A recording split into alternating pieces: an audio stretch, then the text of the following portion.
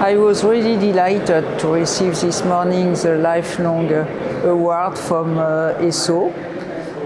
In fact, I have been working on many different subjects, including desmoid. And desmoid, the standard treatment was surgery when possible, and it was always a very mutilating surgery because with the median size, which was 7 centimeters, if you resect a big mass like this, it is always mutilating. And on patients who were not operable, we have observed that some of them, the tumor regressed spontaneously. So if it was regressing spontaneously for recurrence tumor, why not to apply this surveillance for primaries? And that's what we did very early in my experience. And in 2008, we demonstrate that event-free survival of patients who were placed on active surveillance was exactly the same than the event-free survival of patients operated with clear margin. So it suggested that some patients have an indolent disease and should avoid surgery. And later, we did a bicentric study with a colleague of Milan, and we confirmed the initial results. And later, we did plenty of studies according to various locations, limbs, breast, intra-abdominal, and plenty of different locations, and we confirm initial data, which is that 50% of patients spontaneously regress and should avoid treatment. So it is really very important because all these patients were overtreated before. Of course, if you have 50% of the patients who regress, it means that you have some patients who may require some specific treatment, and we have now new drugs which are efficient, and for this patient it is a possibility of treatment. The second point was my participation for the limb sarcoma. The pioneer trial was a randomized trial comparing amputation and limb salvage surgery and amputation. It is clearly a trial we couldn't do now. It would be impossible from an ethical point of view. But this randomized was negative, and the overall survival of patients with limb salvage was exactly the same than for amputation.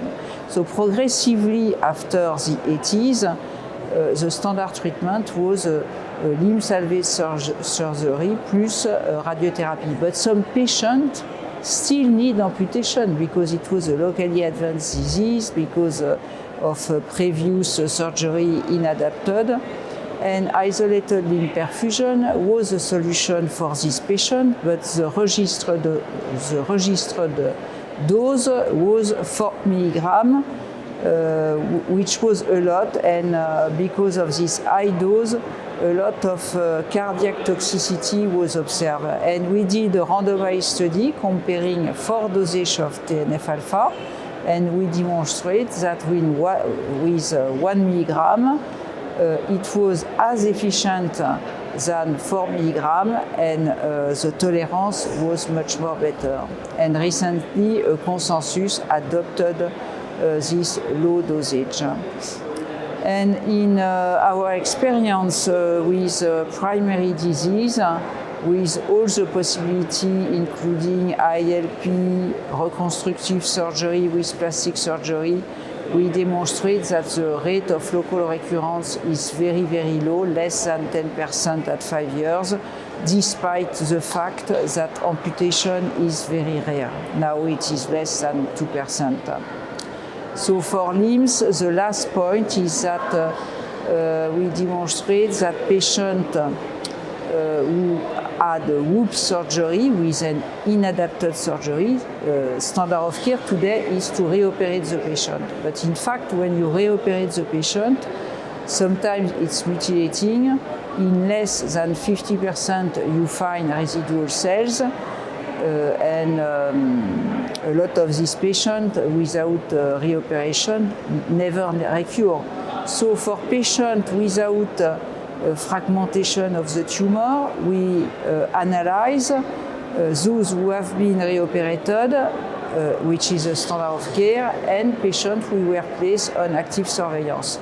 We demonstrate that, of course, the patients who were not reoperated have a higher risk of local recurrence, and they are operated at the time of the recurrence, but 50% of them never recur. But interestingly, the rate of metastasis is exactly the same than for the patient who were reoperated. So it means that probably some patients who were not correctly operated at the beginning could avoid a systematic re-excision. And lastly, retroperitoneal sarcoma.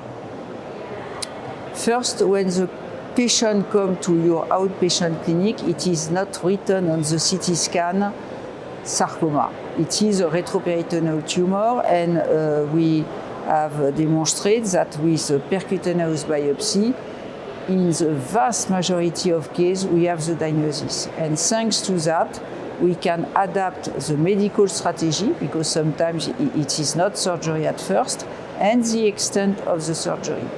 And secondly, we have demonstrated that patients with what we call a compartmental surgery, which is a larger surgery than the standard simple surgery, achieve a better local control.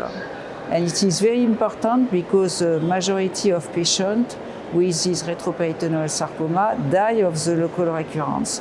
So to perform a technique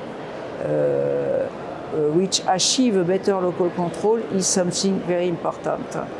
And because this local control is very important, we set up a trial which is called STRAS, comparing preoperative radiotherapy and surgery alone. This trial was globally negative, but there was a sign of efficacy for the patient with liposarcoma. So this is an option for this patient. And I think that there is a lot of things which remain to be done, but with international collaboration, we progress.